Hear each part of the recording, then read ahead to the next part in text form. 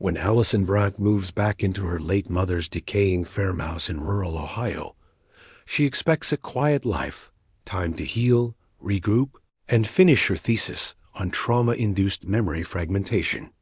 But in the back hallway of the house, there's a door she doesn't remember, a fifth door that leads to a room that shouldn't exist.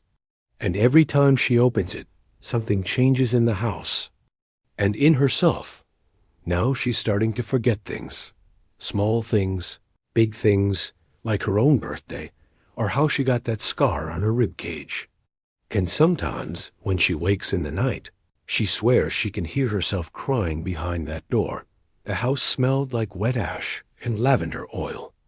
Allison stood in the foyer, keys dangling from her fingers, the silence around her too thick, like she'd walked into a room someone had just left or died in. The farmhouse had been empty for 2 years. Her mother, Lorraine, passed quietly. In a hospice facility in Columbus, cancer eating away at her bones. The house was left to Allison, the only daughter, estranged for most of her 20s. Now 31, she returned not for sentiment, but necessity.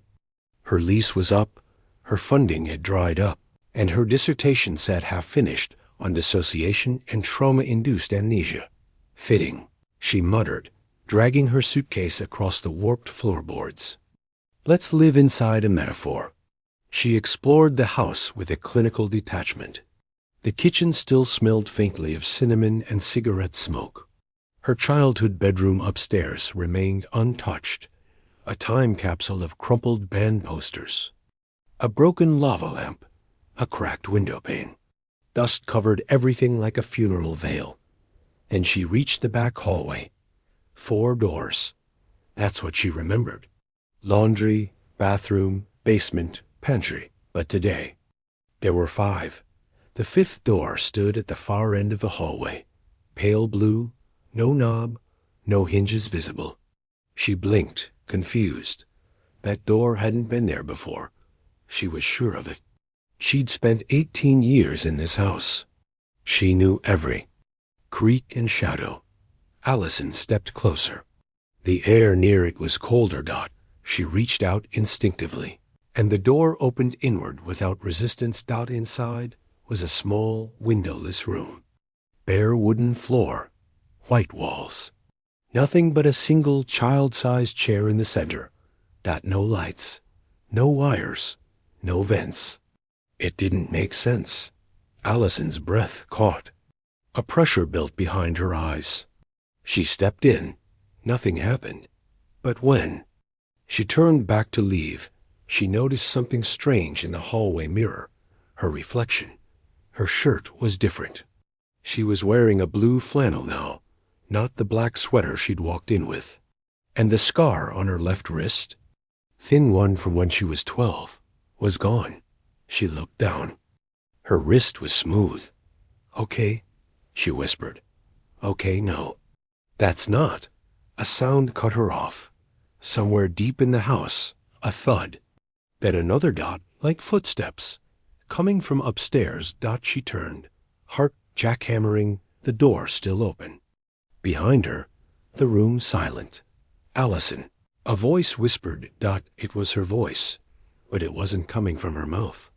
Allison froze, her body paralyzed between the hallway and the strange room behind her. The voice, her voice, had come from upstairs. But it wasn't an echo. It wasn't a memory.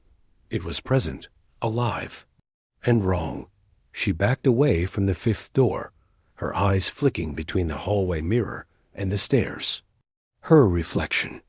Still wore the blue flannel. Still no scar. Her skin crawled. Upstairs, the sound came again.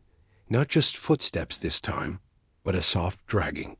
Like something heavy being pulled across carpet. Then silence. Allison. The voice again. Harsher now. Closer. She slammed the 5th door shut. The instant it clicked, the air seemed to shift. The temperature rose. The smell of lavender returned faintly, almost as if someone had just walked through with a bottle of her mother's old perfume. She rushed to the mirror. Her black sweater was back. The scar had returned. "What the hell?" she whispered. She spun to face the door, but it was gone. Only 4 doors again. Laundry, bathroom, basement, pantry. Her heart pounded so loud she could hear it in her ears. It was there. I went in. I saw it. That night, she tried to sleep in her old bedroom, but every sound in the house set her nerves on fire. The ticking of the old hallway clock, the wind pressing against the warped windows, the distant creak of floorboards.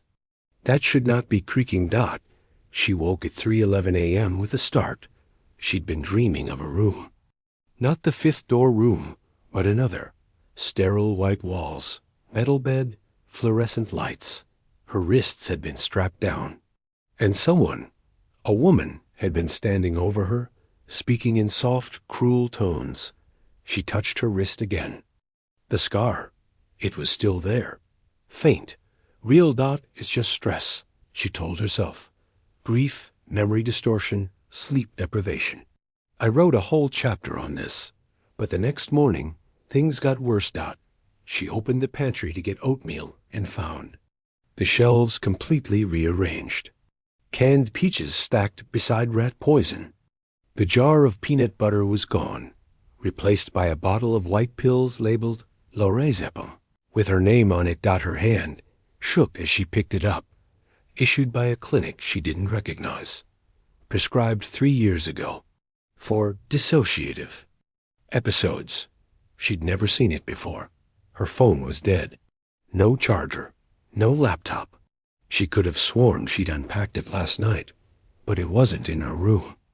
Not in her suitcase. Vanish. She heard the 5th door again that afternoon. It didn't creak. It didn't announce itself. It was just there, where it hadn't been. She stared at it for almost an hour, her mouth dry, her legs numb, trying to force herself to walk away. But she didn't. She opened it. This time, the room was different. Same size, same white walls. But no chair. Just a single photograph on the floor. A Polaroid. It was her. 13 years old. Wearing a hospital gown. Her hair was buzzed short. Her eyes empty. A name tag on her wrist. She picked it up. Her fingers trembled. And then she heard it again. Dragging footsteps upstairs. And a voice. "Allison, don't look. Allison, don't look." The voice wasn't just in her ears this time. It was inside her head. Thick, resonant, like someone whispering into the hollow of her skull. She dropped the Polaroid heart, stammering, and backed out of the room, keeping her eyes on the photograph until the 5th door clicked shut behind her. And once again, it vanished, back to 4. She didn't sleep that night. Every creak in the old farmhouse sounded like breathing. Her memories felt fragile, like if she scratched too hard at the surface of anything, it would crumble. She made lists on a yellow notepad, things she knew for sure, her name, her age, her university, her mother's death, dates, facts, anchors. But then she found a second bottle of pills in the bathroom drawer. Same name, same clinic, different medication. QUETIAPINE. For delusions. Prescribed for 6 years. The dates overlapped with her first year of grad school, but she'd never been on antipsychotics. Had she? She searched for her medical records online. No account recognized her. No appointments. No digital footprint. It was like she hadn't existed for 3 years. The next morning, Allison drove into town. Just to get out. Just to see something not made of rotting wood and phantom doors. She stopped at a diner she remembered from her childhood, the Copper Spoon. But when she walked in, something was off. The waitress behind the counter looked at her too long. A flash of discomfort, like recognition, then fear. "You okay?" The woman asked, squinting. "You from around here?" Allison nodded slowly. "Yeah, I grew up here. I'm Lorraine, Brandt's daughter." The waitress stepped back, almost imperceptibly. "I thought you left. Long time ago." "I did." "You came back? Alone?" Allison frowned. "Yeah, why?" The woman gave a tight, awkward smile. "No reason. Just ... Sorry about your mom. She used to come in here on Tuesdays. Always asked for extra lemon." Allison nodded. "Thanks." When she left, the waitress was already on the phone, whispering, watching her through the window. That night, Allison tore the hallway apart, scraped at the wall where the fifth door kept appearing. Nothing. Drywall, wood, no secret compartments, until she found the crawl space. Behind the pantry shelf, a gap, half rotted. Inside, old boxes, moldy blankets, a broken suitcase. File. Medical. She sat on the floor with a flashlight, scanning the papers. Intake reports, therapy notes. Her name, her birthday. Subject exhibits recurring episodes of fugue state behavior, possibly linked to childhood trauma. Strong dissociation. Inconsistent self-reporting. Refers to the fifth door, repeatedly. She flipped through, her breath quickening. A page was circled in red. Patient insists she lived with her mother. Until 2021. Records confirm mother died in 2016. No contact between them since 2009. "No," Allison whispered. But then something thudded upstairs. She looked up. Footsteps. Slow. Heavy. And the creak of her bedroom door opening. She rose, flashlight trembling, every muscle tight. And then, just above her head, from the vent in the pantry wall, she heard it, a voice, childlike, hers, whimpering. "Please, I'll be good.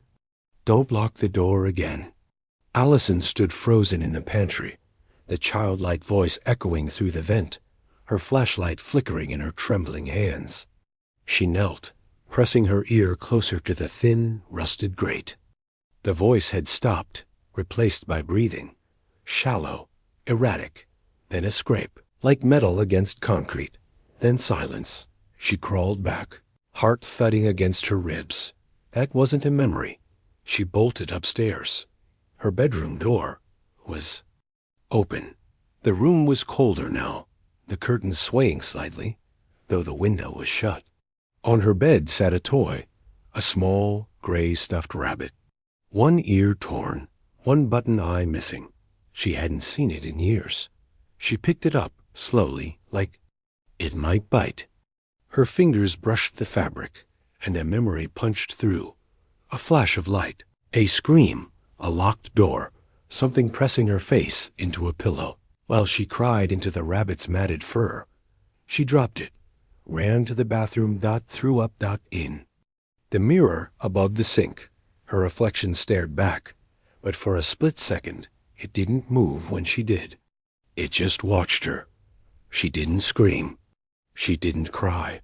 She just whispered, "What's happening to me?" And then she heard it click. The fifth door was open again. She didn't walk to it this time. She ran. This time, the room was larger. Too large. It stretched impossibly wide, with no clear walls, no corners. A vast white space with a single object in the center. A hospital gurney, restraints dangling from its sides. On the floor beneath it, scrawled in red crayon, were 5 words. You weren't supposed to remember. Her knees buckled. She didn't know how long she sat there. Minutes, hours. But when she finally stood, her reflection was waiting in the glass of the far wall.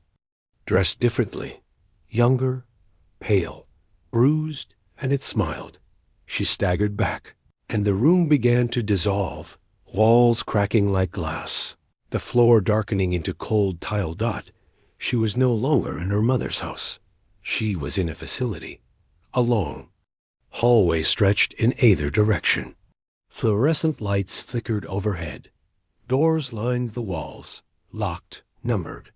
A nurse passed by. Didn't see her. Allison turned. Her hands shook. "No," she whispered. "This isn't real. This isn't, but she saw herself. Down the hall, younger, slumped in a wheelchair, wrists bound, head shaved. A woman in a lab coat speaking softly to her, scribbling notes. Allison tried to scream, tried to run, but when she blinked, she was back in the house. On the hallway floor. Sweating, disoriented, the fifth door was gone.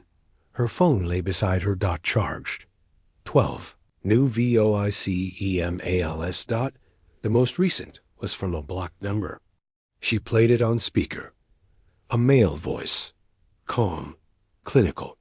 Allison, if you're listening to this, you've begun relapsing. Do not engage with the hallucinations. Do not attempt to uncover the missing periods. You were discharged under strict conditions for a reason. Go to the mirror in the hallway. Now. Her stomach flipped slowly. She rose. The hallway mirror stood silent. She walked to it. Step by step. Her reflection was already there, smiling gently, and it raised its hand before she did. Allison backed away from the mirror as her reflection stood, motionless, smiling faintly, not mirroring her panic, her confusion. Just watching. Then it lifted a hand, palm open, and pressed it to the inside of the glass. Allison stared at her own hand, trembling at her side. A word surfaced in her mind. Integration. She'd come across it while researching her dissertation. Dissociative identity disorder. Trauma-induced memory fragmentation. Ego states. Sometimes when trauma is too severe, the mind creates distance. Walls, rooms, doors.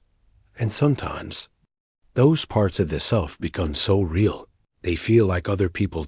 Or ghosts, or reflections. The phone buzzed again. A new voicemail. Same blocked number. This time, the voice was more urgent. Allison, you're regressing. Your environment is a fabrication, a safety construct. The house, the door, the voice, all of it. Do not trust what you see. Your real memories were suppressed for your protection. If you access them now without supervision, you could fragment again. Please contact your clinician. You are not stable. She dropped the phone like it burned her. The air around her thickened. The mirror began to ripple. And then, like a heartbeat, the fifth door returned. Wider this time. The room behind it no longer white, but gray, dimly lit, and filled with boxes. She stepped through. Each box was labeled with a year. She found the one labeled 2010. Inside were photographs, burned at the edges. Allison with her mother. Allison alone. Allison in a hospital gown. Allison holding a small child. A boy. She froze. A boy. She dug deeper. More photos. A school ID. A drawing in crayon that read, "Mommy, don't cry." She felt dizzy. She didn't have a child. She couldn't have. She remembered college, study groups, her thesis. Not this, but the boy's face, hazel eyes, light brown hair. It was hers. A memory struck her like lightning. A cold room. Her mother screaming. Blood on the floor. A baby crying. Allison standing over someone with a pair of scissors. Her mouth opened. No sound came out. Then, behind her, a voice. Her mother's voice, but weaker, broken. I kept him safe. You? Don't remember, but I did. You made me. You told me to. Allison spun. The room was empty. Only the boxes. Only the echoes. She fled the fifth door, heart racing, chest tight, vision swimming. When she crossed the threshold, the hallway twisted. Beneath her feet became longer, darker. The doors melted away into walls. She was running through memory now. Through illusion. She stumbled into the living room. But the living room was a hospital office. A man sat behind the desk. Late 50s, balding, kind eyes. Allison, he said gently, you've gone too far. She fell to her knees. I don't understand, she whispered. Who was he? Who was the boy? The man sighed. You were told not to remember for a reason. She looked up, desperate. Tell me, please. The man opened a drawer and placed a thick file on the desk. Her name. Her photo. A red stamp. Unstable. Conditional release. He opened it, and said, the boy's name was Jacob. Allison's hands trembled. The name was familiar. It felt like a blade sliding beneath her skin. And somewhere, deep in the house, the child's voice whispered again. Mommy? The name echoed in Allison's skull like a dropped stone in a deep well. Jacob, she whispered it once, twice, testing its shape, its weight. And with each repetition, a sharp pain bloomed in her temples. She collapsed onto the floor of the office. Or was it the living room again? The walls blurred, flickered, rewrote themselves between moments. Her world was unstable, like a dream held together by the thinnest threads of the man behind the desk. Dr. Heller, his name. Tag now said, waited patiently. Jacob was your son, Allison. No, she rasped. I would have remembered. You did, many times, but you couldn't hold it. Your trauma response was too severe.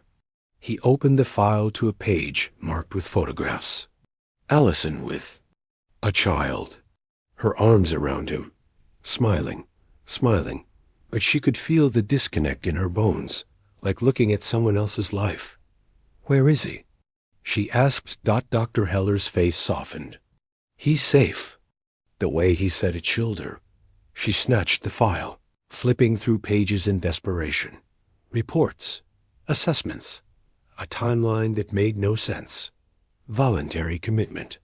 Child placed under supervised care. Episode resulted in temporary hold.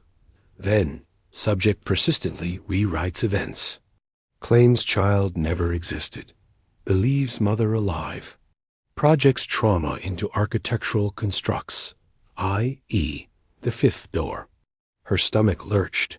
They said I hurt him, she whispered. Doctor. Heller didn't answer, but I didn't. I couldn't, Allison. His voice was quiet but firm. You need to go back. You need to see it. The walls began to warp again. The hospital room dissolved into darkness. And then light. She stood in the fifth room again. But now, it was full. Toys scattered across the floor. A child's bed. Walls covered in drawings. And in the corner, a small boy. 6, maybe 7. Quiet, sitting cross-legged. Her mouth went dry. He looked up. Hi, Mommy. Her knees buckled. Jacob? He nodded. And then he frowned. Are you real this time? Tears streamed down her face. I don't know. He rose and walked to her, eyes wide with something that broke her in half. Fear. Not warmth. Not trust. Fear. You told me to hide in here, he whispered. When you got mad, when you were sick. She gasped. No, Jacob, I never. You had the scissors. You scared Nana. Images burst through her mind. Her. Mother's bloodied hands, locking doors, screams muffled by pillows, herself pacing. Arguing with invisible people. Blackouts. Then silence. I was scared of you, Jacob whispered, but I didn't tell. Allison wept. I didn't mean to forget you, she sobbed. I just broke. He reached out, placed a hand on her face. His skin was warm. Real. You need to go now, he said. They're coming to take you back. Will I ever see you again? He nodded. When you're ready to remember all of it. Behind her, footsteps. Real ones. A voice. Allison Brandt? Step back from the wall. She turned. Got 2 orderlies. In hospital scrubs stood in the fifth door's frame. But the hallway behind them wasn't her house. It was the real world. And Jacob. He was already fading. Don't forget again, he said. And then he was gone. The orderlies' voices were muffled, like underwater echoes. One reached for her arm gently, professionally. Allison didn't resist. Her limbs moved on autopilot, her mind a swirling hurricane of broken images. She was no longer in the house. The fifth door had closed for good. She was back in a real facility now. Sterile walls, muted lighting, distant voices through thick glass. A nameplate on the wall read St. Elora Psychiatric Recovery Center. Familiar, distant, like a place from someone else's life. They led her to a private room. Clean bed, one window, no sharp corners. She sat, hollowed out. Then a knock. Dr. Heller entered with a folder in hand, the same kind. The kind she was so used to flipping through, analyzing, tearing apart for her thesis. But this one held the truth she'd buried for almost a decade. "Allison," he said softly, "do you feel grounded?" She nodded, though she wasn't sure. "You've accessed a lot. More than we expected this soon. That can be disorienting." "I saw him," she said. "I saw Jacob." His face twisted. "Grief, maybe, or guilt. Would you like to know the rest?" He asked. She hesitated. Then, "Yes." He opened the file. "You gave birth to Jacob when you were 24. You were still living with your mother after a psychiatric break in grad school. Your condition at the time was diagnosed as schizoaffective disorder with dissociative features. Your mother became Jacob's primary caregiver." Allison nodded slowly. It tracked the blank years, the pills, the feelings she could never explain. "But things deteriorated," Heller continued. "You were self-isolating. Your episodes worsened. One day, you became convinced your mother was going to hurt him. You said the house was alive, that doors were moving, that she was feeding him poison. You thought locking her out was protecting him." He paused. "You stabbed her with a pair of scissors." Allison's breath stopped. "No," she said faintly. "You were hospitalized under emergency custody. Your mother survived.